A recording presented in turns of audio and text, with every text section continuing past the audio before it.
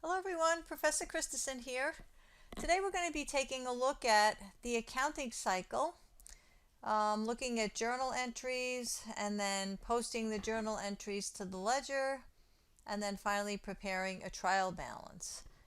So I'm going to do this in two different steps so that the video doesn't get too long. So in part one, which we're going to work on right now, we're going to take a look at journalizing transactions. And as we go along, we'll talk about the decisions we have to make when we journalize transactions. If you haven't looked at the debits and credits video, take a look at that because that's going to give you a little bit of background that you need when you're making your journal entries. Okay, so let's get started. So on the screen on the left here, you will see all of the transactions that we're going to record. And I think actually you could see, so you could see all of them. So if you want to take a screenshot of that, I'll move it up for a second. So these are all of the transactions we're going to be recording. And notice up at the top, I put the words to help us to remember because there are an awful lot of words and different kinds of documents and reports in accounting, and sometimes it's a little bit confusing. So we're going to start with the journal. Okay, so the journal, that's the first place where we record transactions. So for each of these, we have to decide what account's going to be debited and what account's going to be credited. And for the most part, the amounts are already given to us. Okay, so let's look at the first thing that happens. We issue common stock of $500,000 to stockholders. All right, now what happens? You have to understand what happens when you issue common stock. What that means is people have invested money into your company. Invested money. So what does that mean? Cash is coming into the company, and when you issue new shares of common stock, your stock goes up. So remember, cash has a debit balance. It's an asset. So we're going to debit cash for $500,000. And then we're going to credit common stock for $500,000. Now remember, oops. Okay, so remember that the debit always comes first and the credit comes second. If you have more than one debit, then those come first and then that's followed by credits. When you write a credit, we indent it a little bit, so that helps us to know that that's a credit. So the debit amount goes in the debit column, the credit amount goes in the credit column. Of course, the total of all of your debits and all of your credits for any one transaction, they have to be equal. Okay, so the dollar amounts here must be equal. So if you're putting a number here and a number there and they're two different numbers, go back to the beginning. The transaction has to be the same. Numbers have to be the same. Okay, so next up, we rented a building for $4,000 per month, paying the first 2 months in advance. Okay, so in this case, we do have to make a little calculation, right? We're renting $4,000 per month, and we're paying 2 months in advance. So that means we're paying 2 times 4,000 or $8,000. Now, when you see paying, right? Paying tells you what is happening. Money is going out. So paying equals credit cash. Okay? If you're able to take notes, write that down. Paying equals credit cash. All right. So now what are we going to debit? We're paying our rent in advance. So in accounting, we call that prepaid rent. Okay?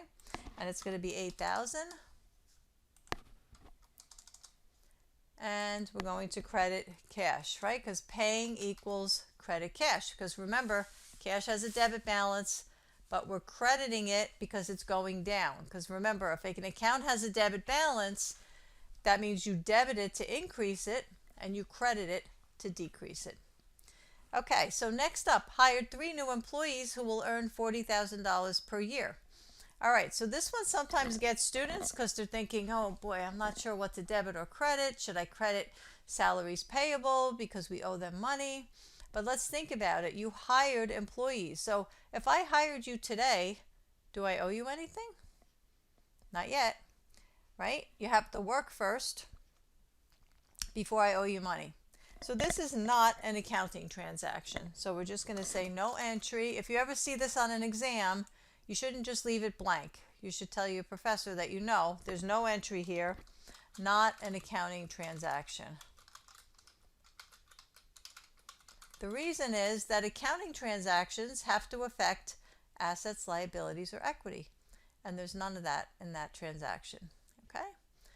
All right, next up, we bought some computers and other office equipment for $15,000 on account. All right, what does that mean on account? On account means we haven't paid for it yet. Okay? So we're not going to be looking at cash here. So what two things are we looking at? Well, we're looking at office equipment, right? And our office equipment is going up. So we're going to debit office equipment. You can debit equipment. Actually, let's just take a look over here. This is our chart of accounts. So notice we have a journal and we have a chart of accounts. Later we're going to take a look at the ledger. The chart of accounts is the list of all of the accounts the company uses. In real life, these would have numbers next to them because you're going to be inputting this into a computer and you're going to just punch in the number of the account. You're not going to be typing in the words, right?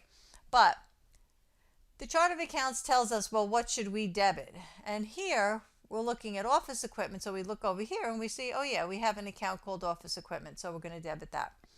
By the way, if you're doing an example or if you're on a test and you have a chart of accounts or a list of the accounts the company uses, that helps you because it limits, you know you have to be debiting or crediting something from those accounts. Okay, so now we have a debit to office equipment. We said we didn't pay cash because it says it's on account, and we're going to credit accounts payable.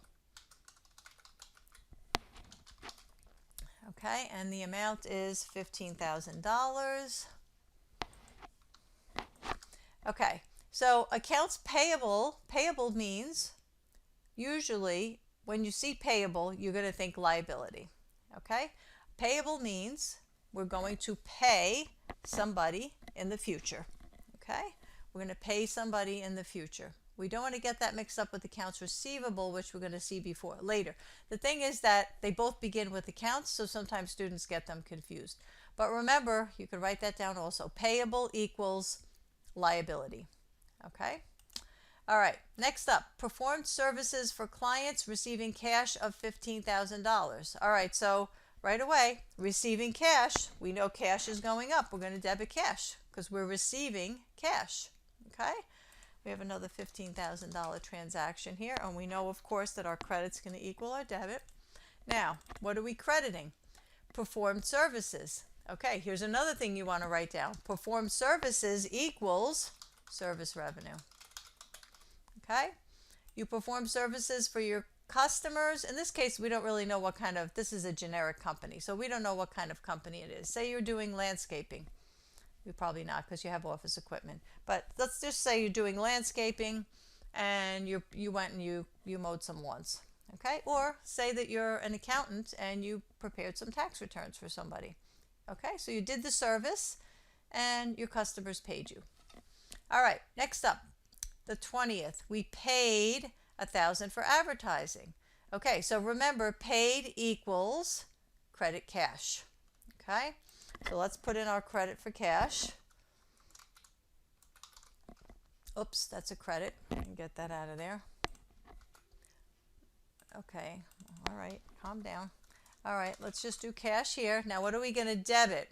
We paid $1,000 for advertising. All right, let's look over here. If you're not sure, let's look at our chart of accounts. Well, it sounds like that's advertising expense, right? So let's do advertising expense. And we paid $1,000. Of course, our credit equals our debit. All right, next up, we paid employees $2,300 for the first 2 weeks' work. All right, remember we hired the employees back here. We said we didn't have a transaction yet, but now we paid the employees. So again, paid equals credit cash. So we know we're going to credit cash. What are we debiting? Let's look over here. We have salaries expense, right? So we're going to debit salaries expense. And we're going to credit cash. $2,300.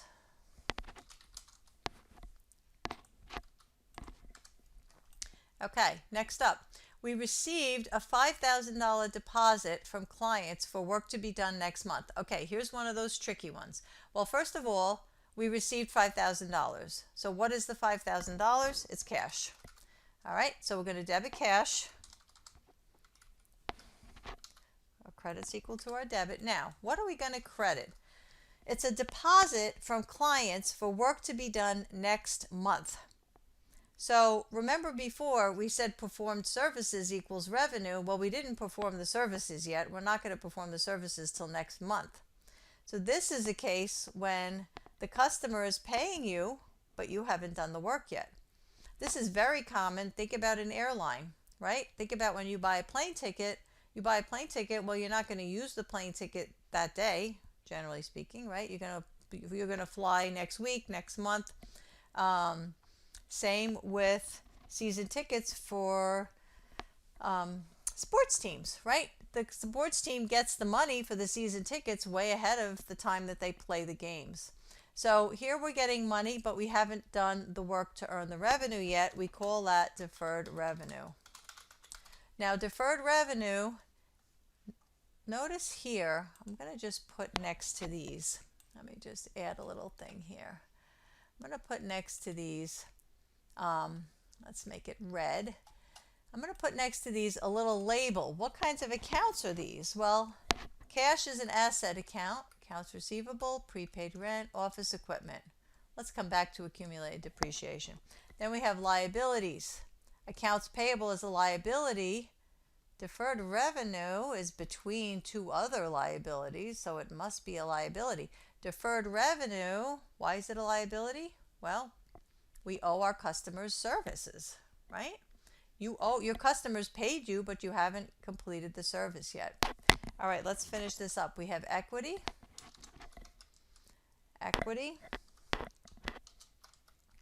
And dividends is equity, even though it reduces our equity. Then we have revenue, and then we have expense for all the rest of these. Okay, these are all expenses. Okay, so remember your chart of accounts, your ledger, and your trial balance, all in the same order. This is financial, whoops, sorry, I got my caps lock on. Financial statement order. Assets, liabilities, equity, revenue, expense. Assets, liabilities, equity, revenue, expense. Okay? All right, and our friend accumulated depreciation, we'll see in a little while. Next up, 324, perform services of $12,000 on account. All right, remember what we said. We know what our credit is because we said perform services equals service revenue, credit service revenue. And now what are we going to debit?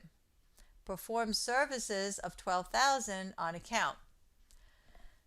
So our customers haven't paid us yet.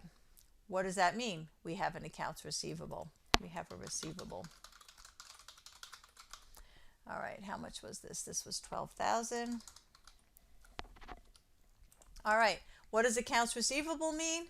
It's an asset because our customers owe us money and they are going to be paying us in the future. So we are going to receive money in the future. Remember that accounts receivable are associated with customers, and then accounts payable is a liability. So that's a transaction where the company owes the money. Here's a transaction where someone owes the company money, right? Okay, make sure you keep those straight in your head.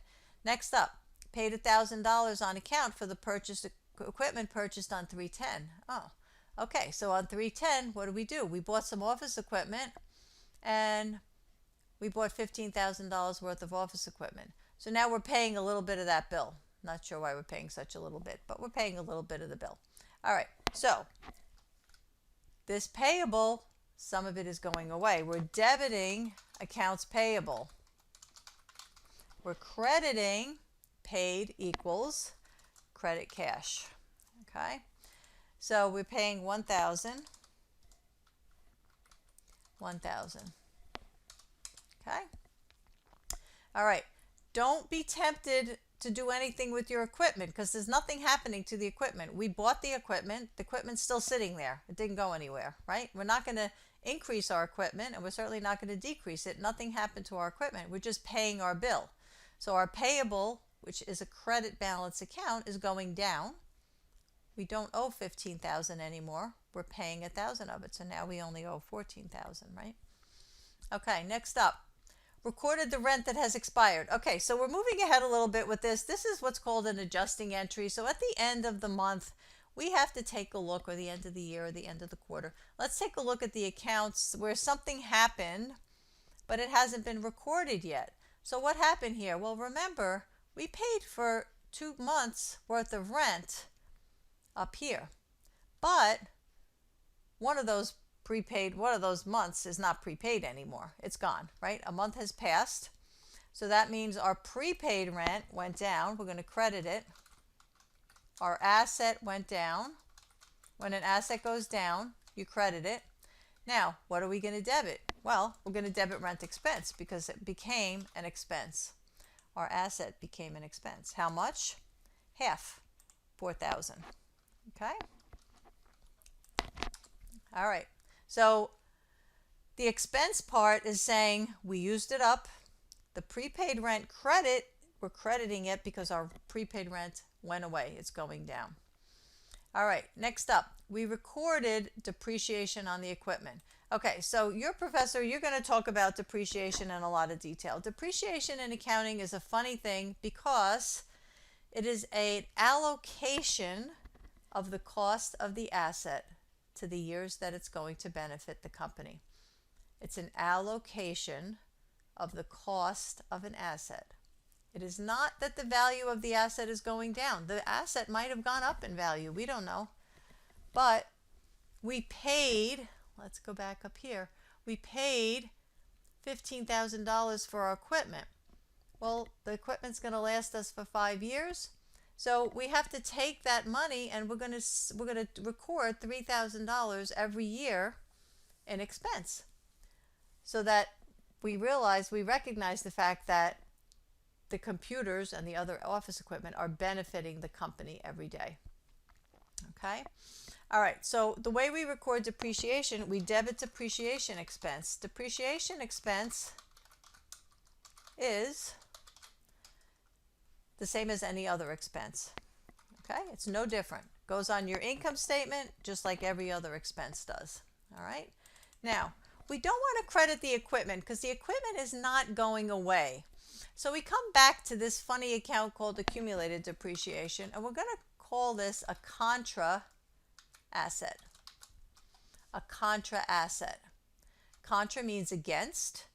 So the accumulated depreciation goes against the office equipment, and it has a credit balance. So even though it's an asset account, it has a credit balance. So we're going to credit accumulated depreciation.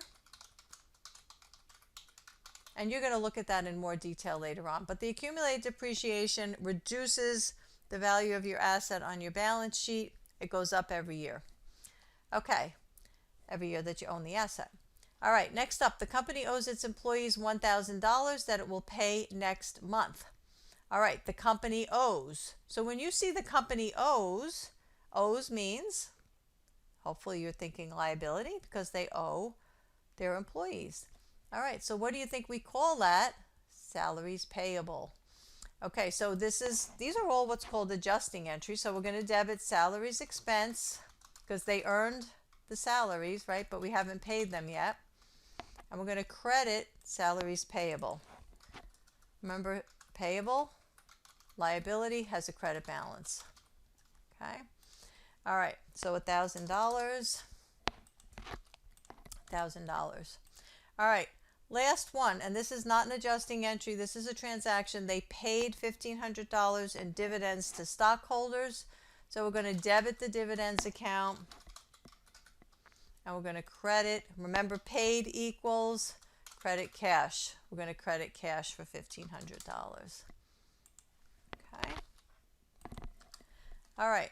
So remember, if you go back to dealer, if you go back and look at the debits and credits thing, remember that our assets have debit balances, and so do our dividends and our expenses, and the other accounts have credit balances, our liabilities, equity, and revenue. And here we're showing how we increased and decreased each of the accounts. Now, think about this. Let's say you have a journal and you figured out your journal entries, which is great because, by the way, this is the hardest part of the accounting cycle, right? This is the part that requires judgment and making decisions. After this, it's fairly mechanical, and we'll see how that works shortly. So you made all of your decisions, you made all your journal entries. So now let's say I say to you, hey, how much money do we have in our account? How much cash do we have? Is it easy to figure out how much cash you have? No. You're going to have to go in here. You're going to say, well, we got 500,000, we paid 8,000, we got 15,000, we paid 1,000, right? Back and forth, back and forth, back and forth. So that's not very helpful information. It is helpful in that it shows each transaction and what the debits and credits were, but it's not that helpful when you want to find out what your balances are so that you can make decisions and prepare your financial statements at the end of the year. So next up, we're going to look at the posting process, which is going to give us balances in our accounts. Then we're going to see what the balances are in our accounts. Okay? All right, so I'm going to stop it here. Please join me for part 2 if you're confused with posting to the ledger, and then we're going to go right from there to prepare a trial balance. Okay? All right, so I hope you found this helpful. Go ahead and subscribe to my channel if you like the videos, and good luck with all of your future accounting. Bye-bye.